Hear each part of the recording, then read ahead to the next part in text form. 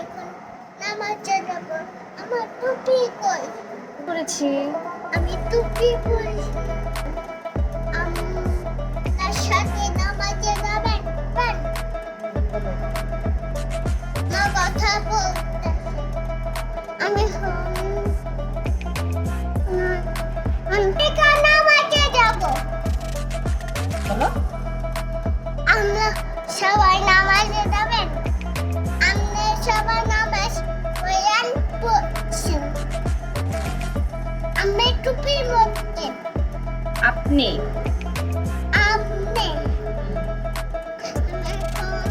বাবাকে নামাজে যাব।